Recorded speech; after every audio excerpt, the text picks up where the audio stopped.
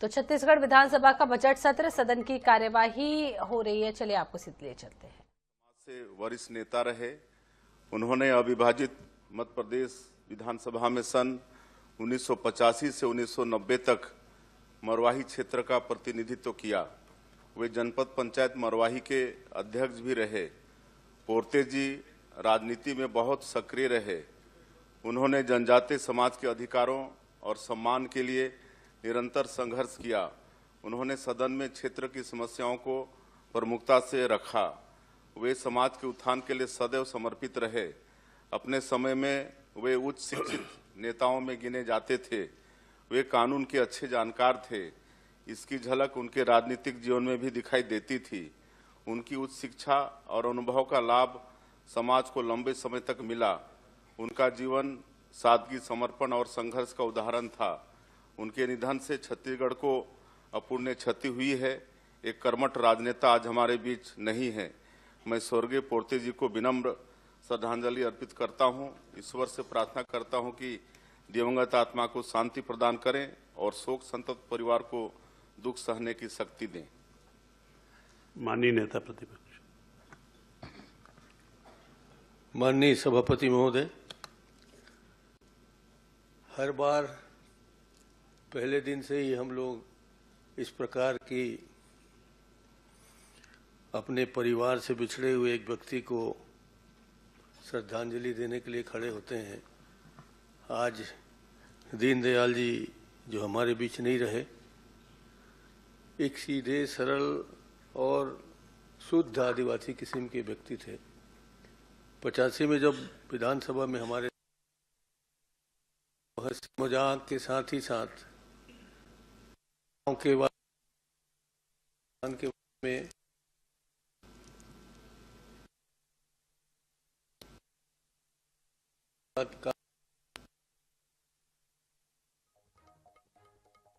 अच्छे व्यक्तित्व के धनी बीच में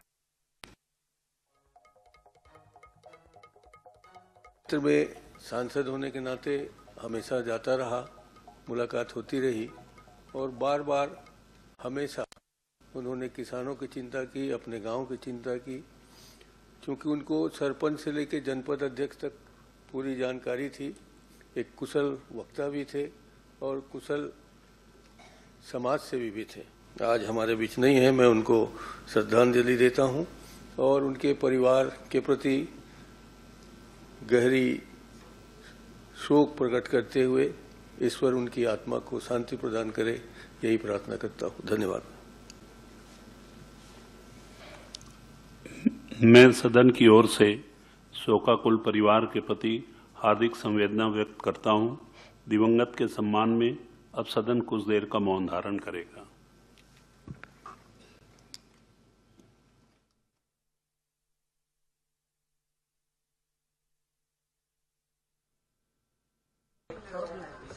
तो सीधी तस्वीरें आपको दिखा रहे हैं। अपने निवास से ओपी चौधरी बजट पेश करने के लिए नए विधानसभा के लिए रवाना हो रहे हैं और उनकी धर्मपत्नी उन्हें तिलक लगाते हुए यहाँ तस्वीरों में देखी जा सकती है। एक्सक्लूसिव तस्वीरें आप अपनी टीवी स्क्रीन पर देख सकते हैं।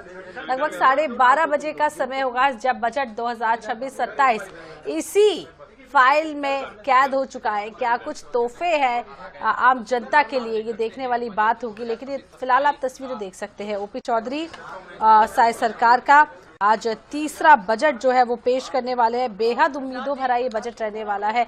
किसान, युवा, महिलाएं, बेरोजगारों के लिए एक ऐसा बजट होगा। क्या कितनी नई नौकरियां मिलने की उम्मीद है, क्या कुछ खास होता है, ये देखने वाली बात होगी। तो ओपी चौधरी अपने घर से निकलते हुए आप तस्वीरों में देख सकते हैं।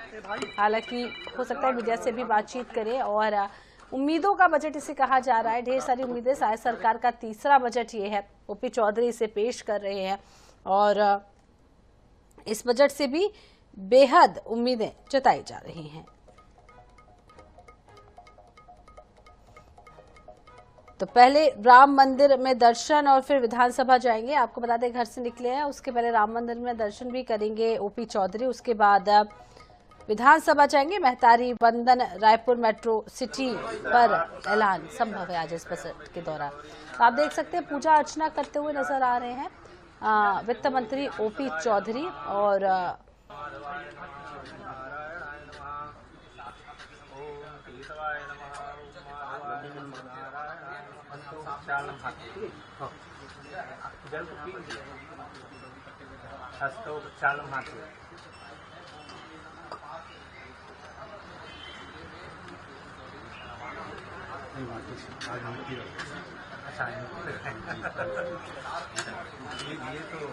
ये मिट्टी जी ये लगा थोड़ा सा लगा मिट्टी को ही लगा देखिए बिल्कुल बिल्कुल ये तस्वीरें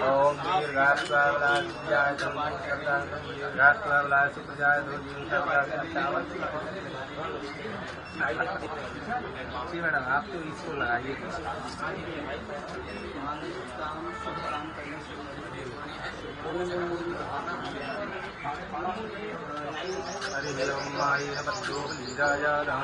लक्ष्मी कैमरा पीछे करना बेटा कैमरा क्यों डाल रहे हो जूम करके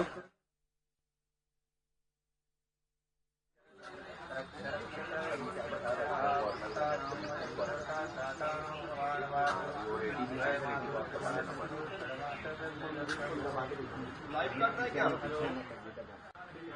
अरे मेरे पेज का भाई डॉक्टर साहब आपके ऊपर कैमरा रखिए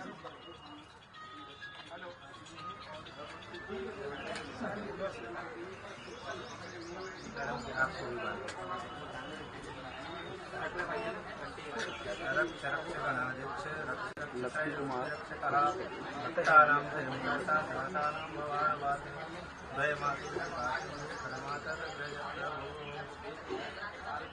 सर्वमंगल मांगल्ये शिवे सर्वार्थ साधिके शरण्ये त्र्यंबके गौरी नारायणी नमोस्तुते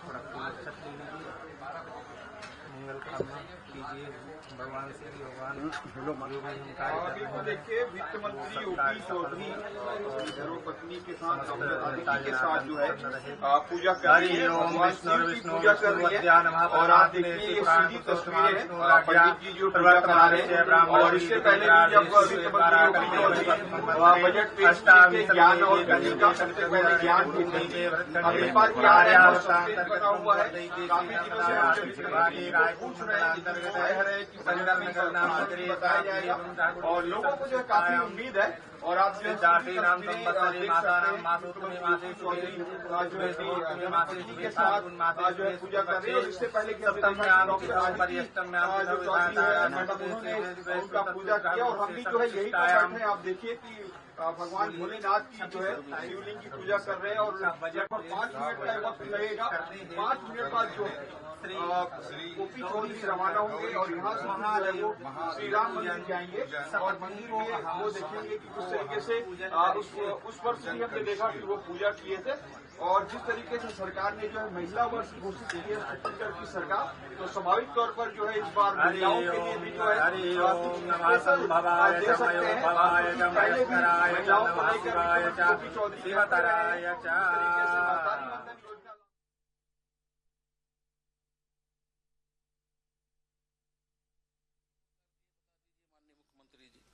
ये काम पाइपलाइन का था, केनाल डैमेज था तो उसको पाइपलाइन से जोड़े हैं जिसमें वाटर लॉसेस भी कम होगा। तो आपको तो धन्यवाद देना चाहिए कि इतना कम समय में आपका काम पूरा हो गया।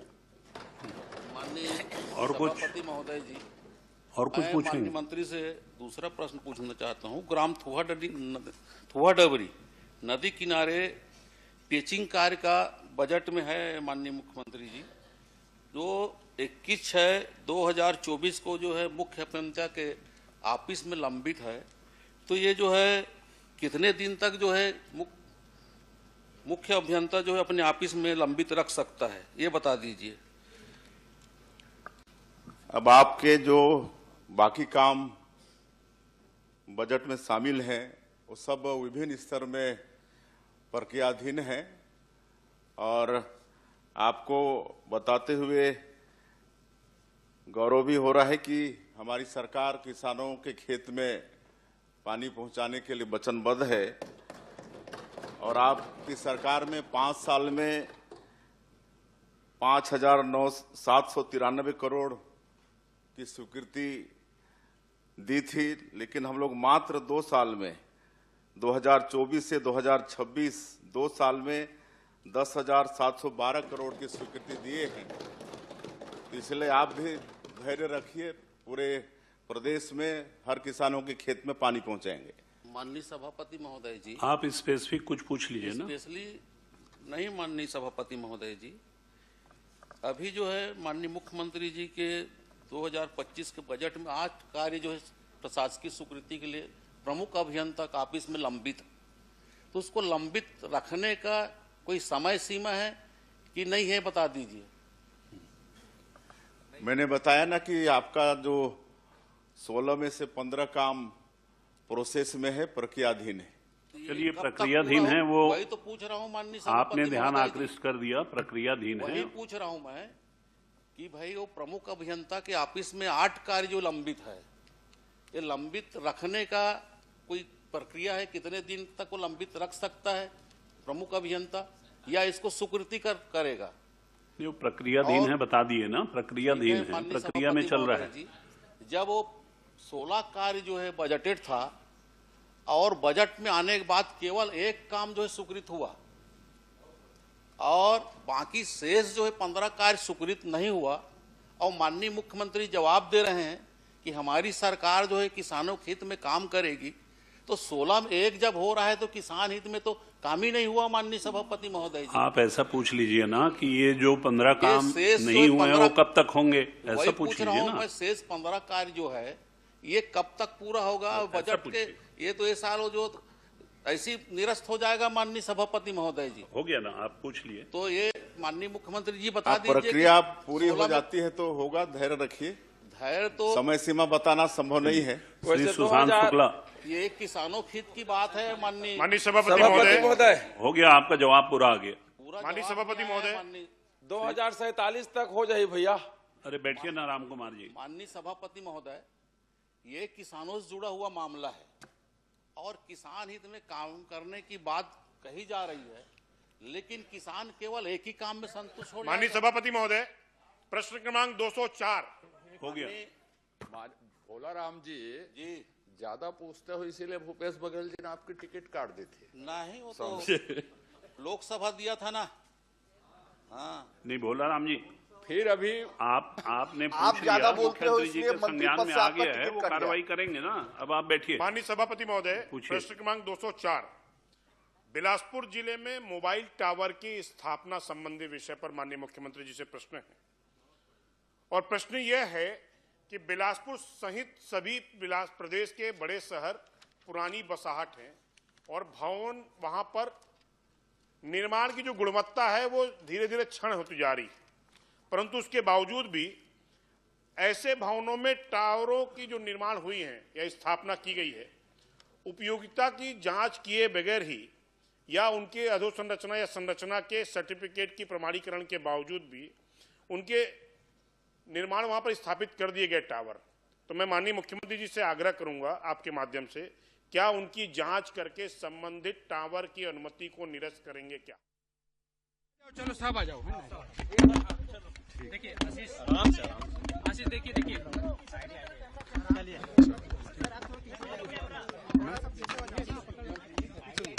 आराम से आदरणीय विष्णुदेव साय जी के नेतृत्व में हमारी सरकार आदरणीय मुख्यमंत्री विष्णुदेव साय जी के नेतृत्व में हमारी सरकार का ये तीसरा बजट होगा और निश्चित रूप से 2047 का दीर्घकालिक लक्ष्य है, उसके लिए मिड टर्म 2030 तक के भी लक्ष्य हैं और हर बजट को एक वर्षीय लक्ष्य के रूप में उस विकसित छत्तीसगढ़ की ओर बढ़ते हुए एक एक कदम के रूप में हमको देखना चाहिए। उसी रूप में ये बजट आप सबको दिखाई। सर, अगर थीम को बता दें ज्ञान गति के बाद तो देखिए, कह रहे हैं अभी भी सस्पेंस रखे हुए हैं, अभी भी सस्पेंस बना हुआ है और किस तरह से बजट रहने वाला है। और आप कुल मिलाकर देखिए, अब रोल कर लो, रोल करो ना।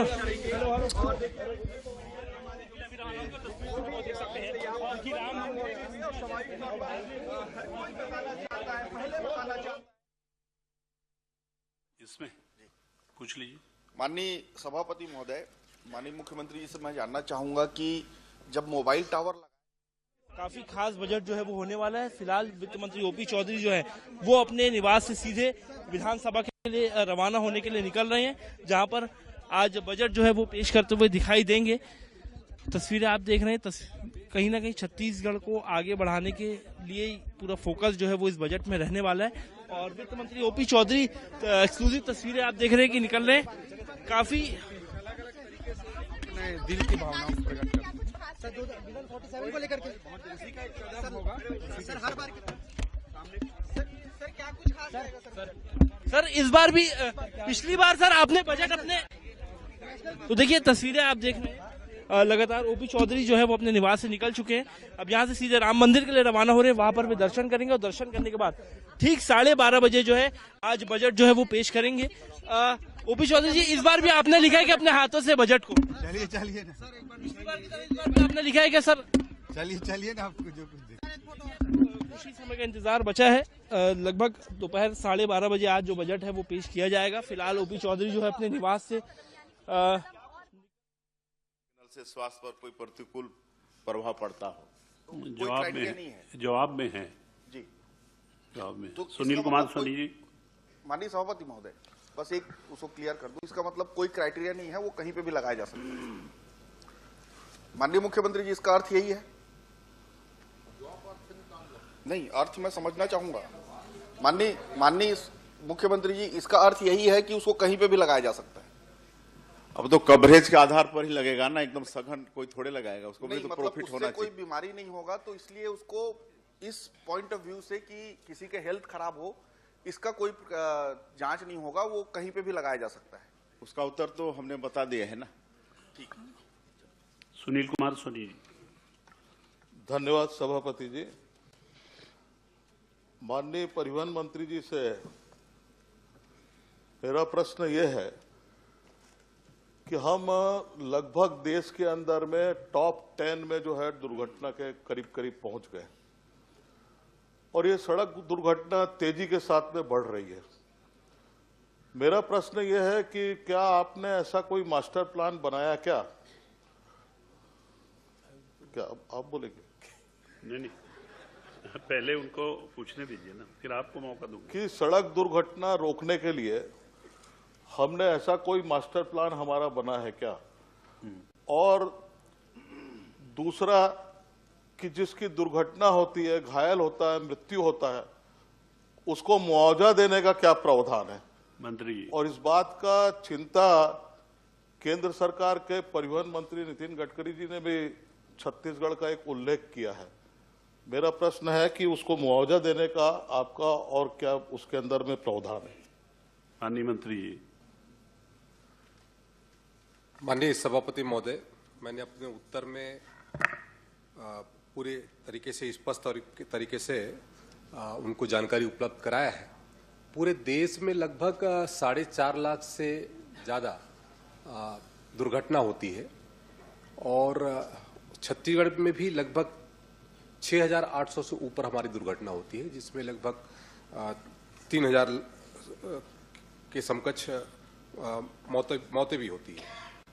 तो इसके लिए लगातार राज्य सरकार अपने दुर्घटना को कम करने की दृष्टि से जो कार्यक्रम चलाती है, उस कार्यक्रम के तहत में लोगों को जागरूक करने का काम करती है। और अभी केंद्र ने जो तय किया है उसमें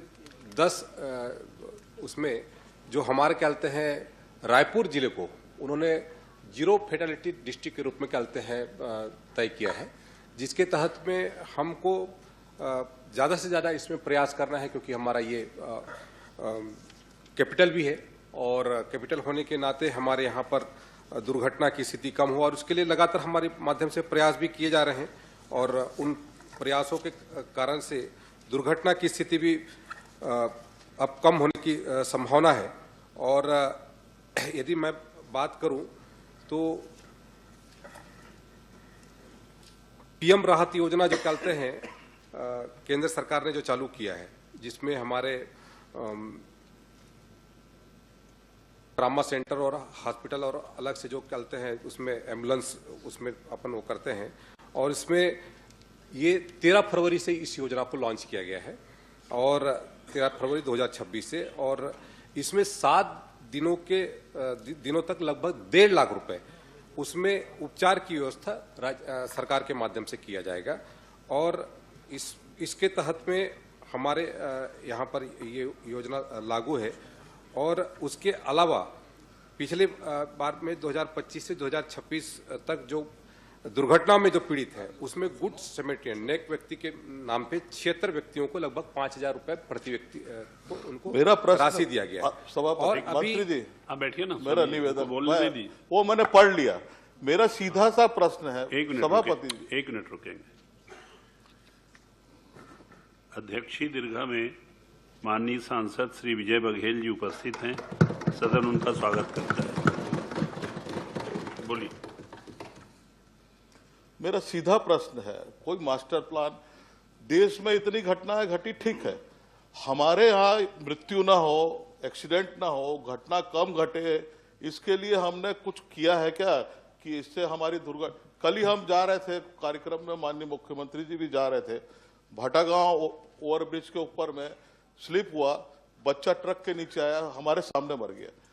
तो ये जो स्थिति है कि ऐसा, चलिए मैं एक लाइन ये दूसरा पूछता हूं, रायपुर राजधानी है और राजधानी के अंदर में ऐसा कोई हमने मास्टर प्लान बनाया क्या कि जिससे जो है वो, और हमने क्या प्रावधान रखे कि जिससे जो है वहां पे रायपुर शहर के अंदर में जो है ये एक्सीडेंट कम हो। माननीय मंत्री। माननीय सभापति महोदय, रायपुर जिले में यातायात जो व्यवस्था को सुदृढ़ करने के लिए लगभग 19 चौक चौराहों को उसमें प्राथमिकता में रखा गया है। उसमें जो सुधार और निर्माण के कार्य उसमें किया जा रहा है और उसमें भारत माता चौक है, फापाडी चौक है, जयस्तंभ चौक, ऐसे लगभग 19 चौकों को कहते हैं इसमें रखा गया है। और 14 ऐसे स्थान हैं जिसमें कहते हैं लेफ्ट टर्न फ्री उसको कराया गया है। और उसके साथ में हमारे जो उसकी पूरी जो व्यवस्था है, उस यातायात की परिवहन की जो व्यवस्था है उसको सुधार करने की दृष्टि से लगातार हमारी सरकार के माध्यम से प्रयास किए जा रहे हैं। और रायपुर जिले में 27 जंक्शन में विभिन्न प्रकार के जो कैमरा लगाया गया है। रायपुर जिले में लगभग ITMS के विस्तार की योजना भी चलते के माध्यम से विस्तार किया जा रहा है। और रायपुर जिले में परिवहन विभाग के द्वारा ओवर स्पीड रोकने के लिए 3 स्थानों पर लेडार कैमरा स्थापित किया गया। ऐसे अनेक जो कार्य हैं जो हमारे माध्यम से किए जा रहे हैं। मैं माननीय सभापति महोदय, माननीय विधायक जी की चिंता है कि रायपुर में दुर्घटना कम हो और इसकी चिंता राज्य सरकार की भी है और उसके लिए हम लोग लगातार इसके लिए प्रयास कर रहे हैं। और आने वाले समय में हमारी बैठक भी होगी और उस पर किस तरीके से रणनीति बनाई जाए ताकि हमारा ये जिला, माननीय मुख्यमंत्री जी ने तो ये भी कहा कि केवल रायपुर संभाग के मुख्यालय की दृष्टि से नहीं बल्कि हमारे प्रदेश के 5 संभाग मुख्यालयों पर इसको कहते हैं विस्तार किया जाए। इसमें भाटागांव को भी जोड़ लीजिए, अंडरब्रिज को। सभापति जी, मेरा खाली एक प्रश्न, 2 प्रश्न है मेरा, बहुत आवश्यक है ये। बिल्कुल, मैं मौका दे रहा हूं। मैं लगा है, मैंने बहुत मन से इस प्रश्न को लगाया है रायपुर की चिंता करके। पूछिए ना, पूछिए। इसके अंदर में एक भाटागांव मैंने पढ़ा,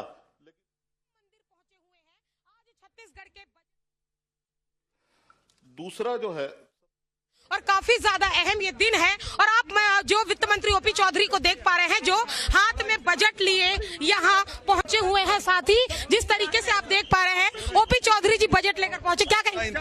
एक बार ये बक्सा दिखा दीजिए एक बार सर। दिखा रहे हैं ओपी चौधरी, वित्त मंत्री ओपी चौधरी हमारे साथ है। सर, आप बजट आज 2026 काफी ज्यादा अहम दिन और वित्त मंत्री हाथ में बजट लेकर, सर बहुत खास ये बजट। जी बिल्कुल, अब थोड़ा इंतजार, ज्ञान और गति के बाद ये लाल कलर का बजट आपके हाथ में। जी थोड़ा इंतजार, अब थोड़ा इंतजार। तो देखिए वित्त मंत्री कह रहे हैं कि थोड़ा इंतजार, और राम मंदिर पहुंचे हुए हैं। राम मंदिर में अभी दर्शन करेंगे। दर्शन करने के बाद बजट पर जो बजट को लेकर जिस तरीके की चीजें यहाँ रखी गई है, तस्वीरों में आप देख रहे हैं वित्त मंत्री ओपी चौधरी पहुंचे हैं, हाथ में बजट है, छत्तीसगढ़ का वो बजट जिसे यानी कि जिसका इंतजार छत्तीसगढ़ की जनता को है। लगा आराम से गिर जाओगे, देख के देख रिकॉर्ड है ना।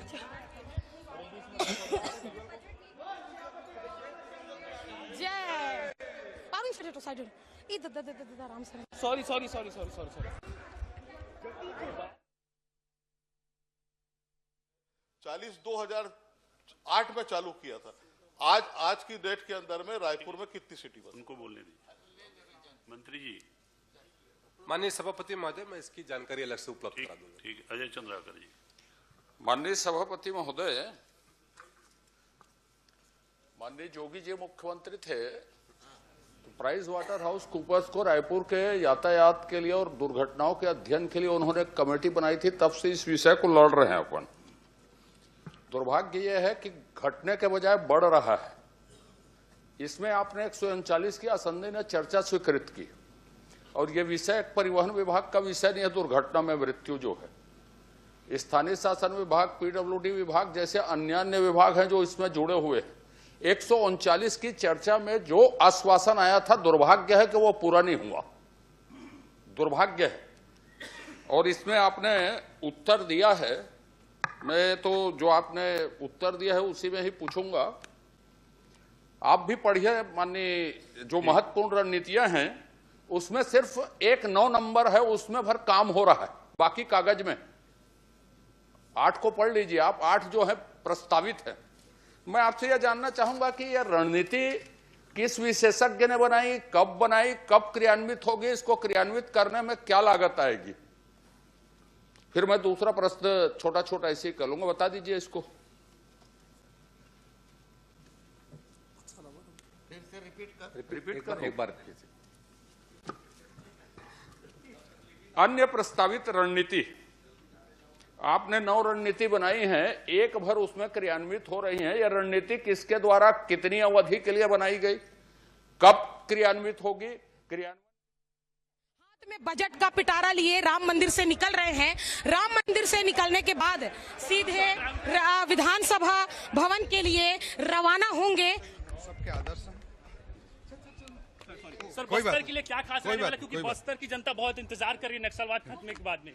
जी थोड़ा इंतजार ना सर। ज्ञान और गति 2 साल रही है सर, इस बार क्या कुछ खास? थोड़ा इंतजार बहन, प्रगति पर जोर थोड़ा इंतजार ओपी चौधरी जी कह रहे हैं, तो थोड़ा इंतजार करना होगा और पता चलेगा कि क्या कुछ खास इस साल के बजट में रहने वाला है। अभी विधानसभा भवन के लिए सीधे राम मंदिर से रवाना हो रहे हैं और 12:30 बजे लगभग बजट पेश किया जाएगा। वित्त मंत्री ओपी चौधरी यहाँ राम मंदिर की धूल मस्तक पर लगा रहे हैं और अब विधानसभा में बजट पेश हो। चलो अब एक साथ बड़ी उम्मीद है पूरे प्रदेश आराम से। अब एक साथ मैं अपने हिसाब से कुछ बोल देता हूँ जी। आदरणीय मुख्यमंत्री जी के नेतृत्व में प्रभु श्री रामचंद्र जी के आदर्शों पे चलते हुए बेहतर से बेहतर काम करने का प्रयास हमारी सरकार कर रही है। अभी राम दरबार में हम लोग आशीर्वाद लेकर बजट प्रस्तुत करने के लिए विधानसभा में जा रहे हैं और आगे के लिए थोड़ा इंतजार। ज्ञान और गति पर जोर दिया गया था। बस थोड़ा वेट करो। तो देखिए वित्त मंत्री ओपी चौधरी राम मंदिर से विधानसभा के लिए जो रवाना हो रहे हैं और विधानसभा में आज पेश किया जाएगा छत्तीसगढ़ 2026 का ये बजट हाथ में लिए हैं। लाल कलर के सुनहरे बक्से के अंदर छत्तीसगढ़ का जो ये बजट है 2026 वो इसमें है और इसमें कोशिश की जा रही है कि आखिरकार क्या ये बजट। सर बहुत शुभकामनाएं। धन्यवाद। तो देखिए रवाना हो रहे हैं राम मंदिर से और राम मंदिर से रवाना होकर सीधे विधानसभा बना रहे हैं। उसके बाद 5-6 जिले में आप एटीएस बना रहे हैं और IDTR है, माने ड्राइविंग इंस्टीट्यूट है आपका। माननीय सभापति महोदय, ये निर्माणाधीन जो हैं, ये कब से निर्माणाधीन है, कब पूरे होंगे और इसके लिए क्या सेटअप क्योंकि निर्माणाधीन बन रहा है, तो उसके लिए क्या सेटअप स्वीकृत किया गया है और उस सेटअप में क्या विशेषज्ञता है, ड्राइविंग सिखाने के लिए किस तरह के मास्टर ट्रेनर हैं, विशेषज्ञता है, एक इसी से संबंधित। दूसरा, आप मेरे साथ चल के अभी ड्राइविंग ट्रेनिंग इंस्टीट्यूट का निरीक्षण करेंगे क्या?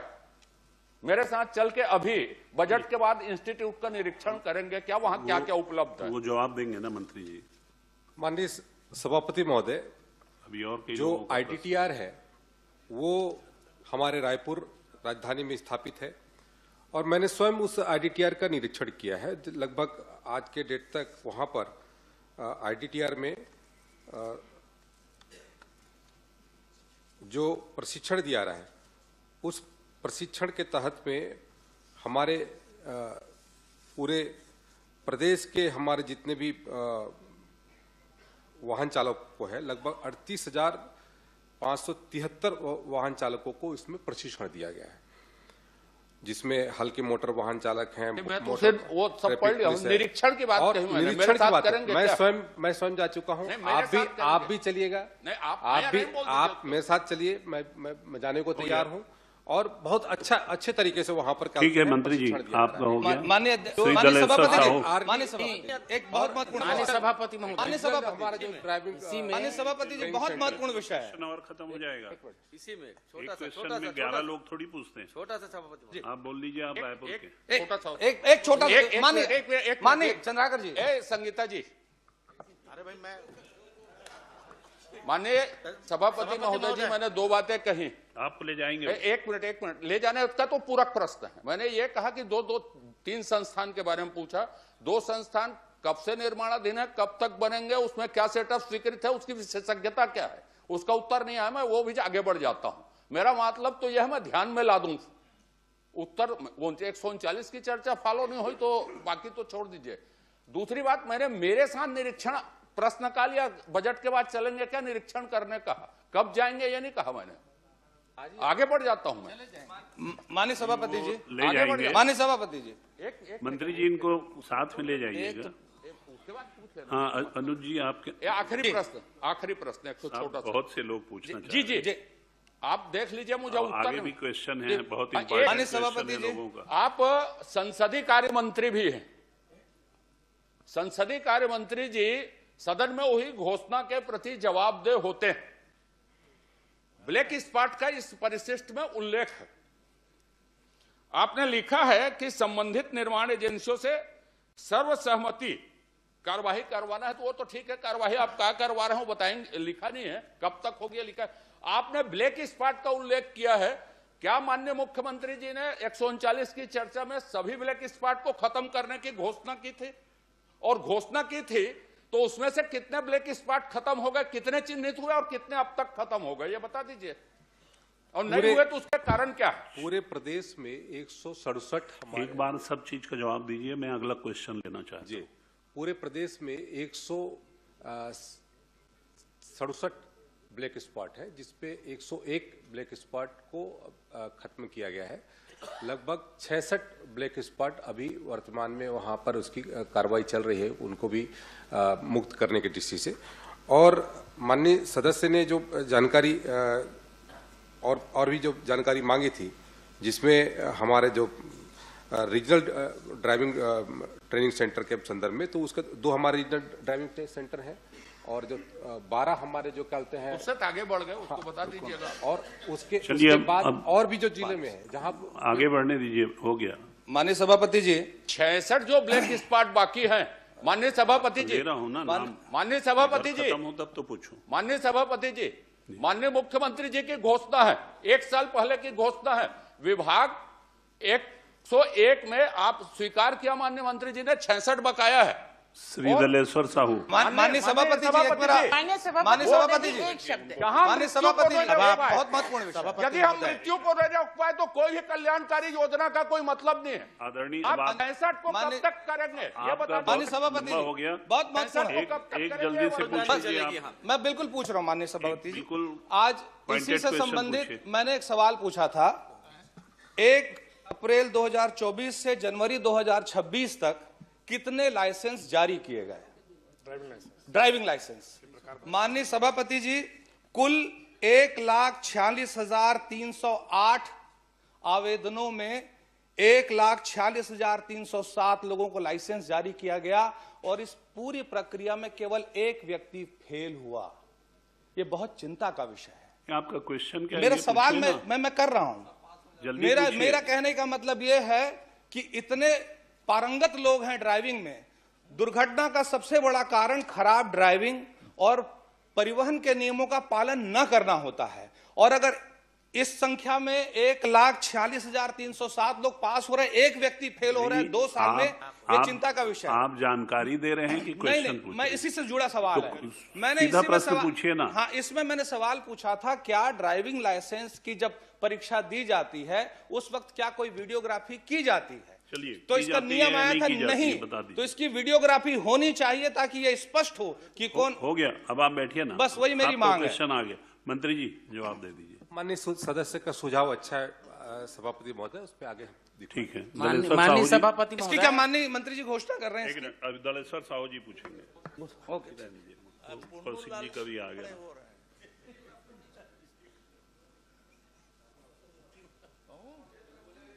वो बाइक खराब हो तो बदल लीजिए। हाँ, आ गया, ठीक है। सभापति महोदय, मेरा प्रश्न का जवाब में जांच समिति गठित की गई है कॉलम 6 में। कैंपा मद अंतर्गत 2 मई 2022 से 11 मई 2022 10 दिनों में मारवाही प्रक्षेत्र में क्षतिपूर्ति, वृक्षारोपण, पिपरिया, चुआ, बहरा द्विदिशीय वर्ष हेतु गोबर खाद आपूर्ति के संबंध में एक जांच कमेटी गठित की गई थी और 14 लाख रुपए का गबन भी कर दिया गया था। इसके संबंध में माननीय मंत्री जी से मैं जानना चाहूंगा, थोड़ा सा गंभीरता पूर्वक सुनिएगा मंत्री जी। ये तो गंभीर है। क्या माननीय मंत्री जी के उल्लेखित वाउचर निर्माण अवधि के संबंध में यह बताने का कष्ट करेंगे कि गोबर खाद आपूर्ति के भुगतान से संबंधित वाउचर प्रमाणक समायोजन दिनांक 21/10/2024 जिसका निर्माण दिनांक 4/5/2024 यह प्रमाणिक के साथ अंकित है, जो फुटर जो कंप्यूटर में स्वतः जनरेट होता है, पहला, या उल्लेखित वाउचर में गोबर खाद आपूर्ति के भुगतान के संबंध में उप वन मंडल कार्यालय पेंड्रा द्वारा वन मंडल मारवाही को भेजा गया प्रपत्र 3 वाउचर सूची, वाउचर प्रमाणक जावक क्रमांक 538-532 दिनांक 27/6/2022, वाउचर निर्माण दिनांक के संबंध में 4/5/2024 सही है? इतना लंबा प्रश्न मत पूछिए ना, 27/6/2022 में पूछिए। बहुत लंबा प्रश्न हो गया, बताइए मंत्री जी। दोनों में कौन सही है? जो उप मंडलाधिकारी द्वारा जो भेजा गया वाउचर सही है या जनरेट हुआ है आपके कंप्यूटर में वो वाउचर सही है? सभापति महोदय, माननीय सदस्य ने जो प्रश्न पूछा है उसमें 6/1/2026 को ही शिकायत प्राप्त हुई है और जिसमें फर्जी हस्ताक्षर को लेकर के शिकायत है और जिसको दिनेश पांडे, प्रदेश अध्यक्ष, छत्तीसगढ़ जन सहयोग संस्थान कुद्दन, माता चौरा, बिलासपुर के द्वारा किया गया है और उसके शिकायत के संदर्भ में जांच चल रही है सभापति महोदय, जिसमें हमारे 3 सदस्यीय कहते हैं समिति बनी हुई है हमारे वन संरक्षक, मुख्य वन संरक्षक के माध्यम, बिलासपुर के माध्यम से, जिसमें वन मंडलाधिकारी कोटघोरा श्री कुमार निशांत के हैं IFS और उप मंडलाधिकारी पाली हैं अविनाश एमानुअल और हितेश ठाकुर हैं। इस तरीके से ये समिति इसकी जांच कर रही है सभापति महोदय, और ये समिति जब जांच करके अपनी रिपोर्ट प्रस्तुत करेगी तो उसके आधार पर जो गुण दोष होगा, जो यदि मान लो दोषी होगा तो उसके ऊपर कार्रवाई होगी। अध्यक्ष सभापति महोदय, पूछिए। क्या जांच के जिनके वाउचर पदनाम हस्ताक्षर हैं, क्या उनके बयान हो गए हैं? क्या उन्होंने बयान से अपने हस्ताक्षर होना स्वीकार किया गया है? यदि नहीं तो कितने फर्जी हस्ताक्षर के बिल को पास किया गया है? माननीय सभापति महोदय, मैंने अपने उत्तर में ही कहा कि इसकी जांच चल रही है और जांच की रिपोर्ट जैसी आएगी यदि उसमें कोई दोषी होगा तो उसको कोई बख्शा नहीं जाएगा, उसके ऊपर कड़ी से कड़ी कार्रवाई। सभापति महोदय, श्री धर्मलाल कौशिक। सभापति महोदय, बस मेरा आखिरी क्वेश्चन है सभापति महोदय। अरे रुको, आप यहाँ कहाँ मरवाही आ गए आप? सभापति महोदय, सभापति महोदय, जांच हो गई है, सिर्फ मंत्री जी को गुमराह किए हैं कि सब कुछ प्रक्रिया सारे चीज बोलोगे तो मैं पटल पे रख देता हूं, खाली इसको जांच प्रक्रियाधीन है करके इस सदन को गुमराह किया जा रहा है सभापति महोदय। यदि फर्जी हस्ताक्षर मतलब जांच कंप्लीट में आ गई है तो क्या इनका उत्तरदायित्व के ऊपर क्या आप कार्रवाई करेंगे क्या? नहीं तो बोलो तो मैं पटल में आपको दे देता हूं जांच कमेटी का। सिर्फ आपको गुमराह किया जा रहा है कि ये जांच कमेटी प्रक्रियाधीन है। जांच कमेटी प्रक्रियाधीन नहीं, मेरे पास पटल में है, जांच आ गई है और मतलब डीएफओ के ऊपर कार्रवाई होना तय है। आप उसको कार्रवाई करोगे क्या? आप मंत्री जी से मिल लीजिएगा ना, उनको दे दीजिएगा। माननीय सभापति महोदय, अभी रिपोर्ट नहीं आई है, रिपोर्ट जैसी आएगी उसके ऊपर सभापति महोदय, मैं पटल में रख देता हूँ सभापति महोदय, अगले सभापति मैं पटल में रख देता हूँ सभापति महोदय। सही नहीं आ रहे, जवाब सही नहीं आ रहा। अरे जब मेरे पास अधिकारी को बचाने का काम किया जा रहा है, नहीं रख सकते, मंत्री जी से आप मिल लीजिएगा। जवाब सही नहीं आ रहा है, जवाब आइएगा, किया जा रहा है। सभापति महोदय, प्रतिवेदन आ गया, रिपोर्ट आ गया, स्पष्ट रूप से रिपोर्ट आएगी तब तो होगी कार्रवाई। भाई जब आपको जो गुमराह किया जा रहा है, मैं बता रहा हूँ आपको, कोई गुमराह नहीं किया जा रहा है, मेरे पास है, आप रख लीजिए किसी भी तरीके को। अरे आप रख लीजिए। ये आपके सरकार के समय का है महोदय, जब आप ये आपकी सरकार के समय का है। जांच जारी है, यकीन करना चाहिए।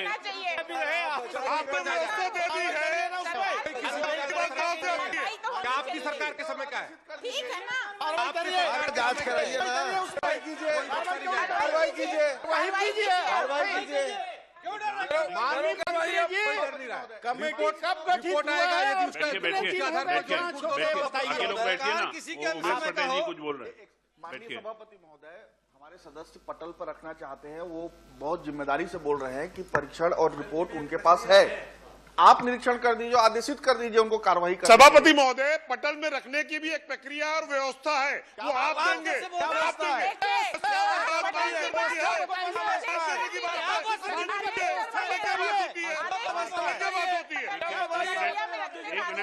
एक मिनट, बिना आसंदी की अनुमति से कोई भी कागज पटल पर नहीं रखा जा सकता। माननीय मंत्री जी, एक बार इनकी चिंता के बारे में फिर से जवाब दे दीजिए कि इसमें जांच जारी है या जांच हो चुकी है, ये बता दीजिए।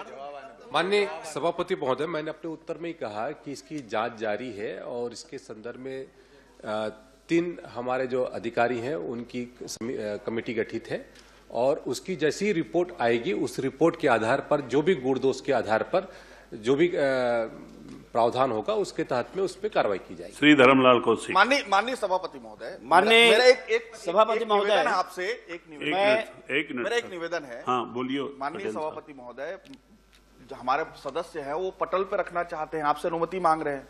आप स्वयं वो बोल रहे हैं कि जांच रिपोर्ट आ गई है, आप स्वयं देख लीजिए, एक बार आप निरीक्षण कर देंगे और आदेशित कर देंगे मंत्री जी को। नियम ये है, बिना पूर्व सूचना के और बिना आसंदी की अनुमति के सदन के पटल पर कोई भी कागज कोई भी हम लोग अनुमति तो मांग रहे हैं, आपसे मांग रहे।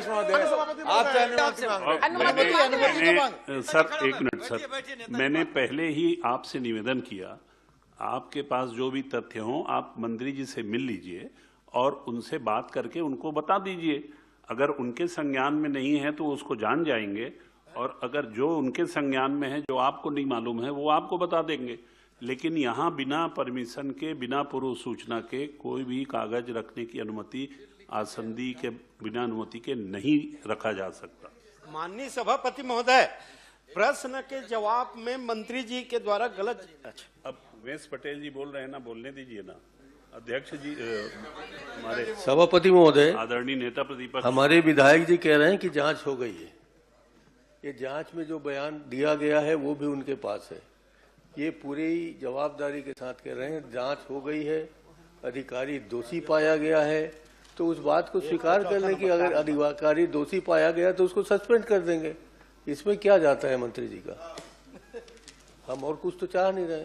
मंत्री जी। माननीय सभापति महोदय, मैंने अपने इस जवाब में स्पष्ट किया कि जवाब रिपोर्ट जैसी आएगी जो विधि सम्मत होगा उसके ऊपर कार्रवाई होगी, उसमें जो प्रावधान होगा। अभी तो ये तो बयान दिया है, किसने बयान दिया है, क्या उनके पास में तथ्य हैं, वो तो अलग विषय है, और उसके आप उपलब्ध करा दीजिए, उसके आधार पर। आपके पास रिपोर्ट नहीं आई है ना?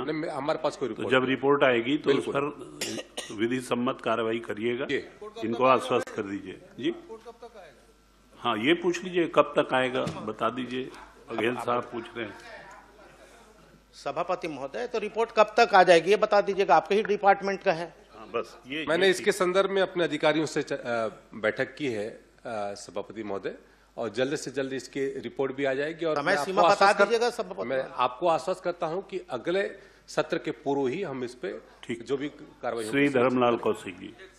माननीय सभापति महोदय, माननीय मंत्री जी से मैं पूछना चाहता हूं कि सबसे पहले तो जो परिशिष्ट मुझे दिया गया है, आपने तो स्वीकार किया है कि उसमें अनियमितता हुई है, गिरोह बना करके उसमें जिस प्रकार से नहर में जो जमीन नहीं आ रही है उसका भी भुगतान कराए गए हैं, असिंचित को सिंचित बना करके उसका भुगतान हुआ है, कम जमीन का ज्यादा भुगतान हुआ है। लेकिन जो परिशिष्ट दिया गया है वो पढ़ने में नहीं आ रहा है। पेज नंबर 12 इसके बाद परिशिष्ट 1A को थोड़ा सा पढ़ के बता देंगे कि कितने खसरा नंबर का है और कितना है जो उन लोगों से वापस पैसा ली जानी है जो करप्शन हुआ है। ये दो पढ़ना।